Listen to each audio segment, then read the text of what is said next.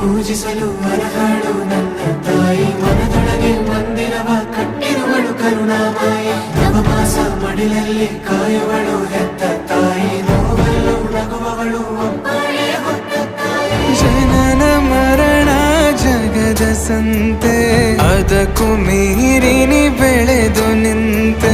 ಕರುಣೆ ಸಹನೆಯ ಮೂರ್ತಿಯಂತೆ, ದೇವರಿಗೂ ನೀ ಸ್ಫೂರ್ತಿಯಂತೆ. ಅದೃಷ್ಟವು ನನ್ನ ಪಾಲಿಗೆ ನಿನ್ನ ಕಂದನು ನಾನಾಗಿ ಹೇ